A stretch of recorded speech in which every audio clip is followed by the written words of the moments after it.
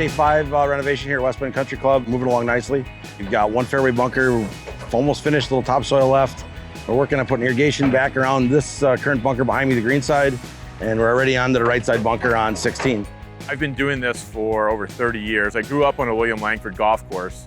I'm able to come into this spot and think about all the other Langford golf courses I've seen and where he had a hillside like this, where a bunker like this, it's a little different, what you might be able to do to fit in with the William Langford style. We always call it the bat wing effect. Got one kind of perpendicular to the other. So the right side bunker right now is the bat wing to the one that we put in the front side on left. The landing zone looks like it got a lot smaller, let's put it that way. Once everything gets grass on it, it's gonna really pop and see the shadows and the uniqueness of it. Irrigation went right through the middle of what used to be a hill here, used to be a bunker here. So we had to reroute some irrigation work. So the back side, you can put that line back in. One more line in the front, that'll be hooked back up. A little bit of wire run and we'll be back in operation.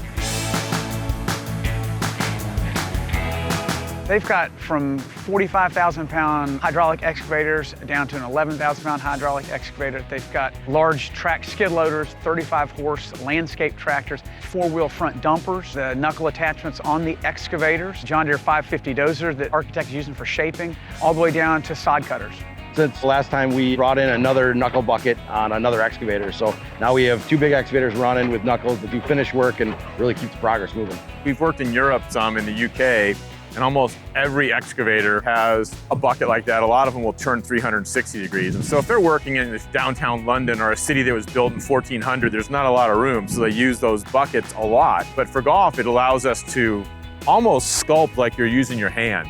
Yeah, that's a paintbrush. That's a guy in a machine that's using it like his fingertips. He's really good. Amazing what they do with these big machines.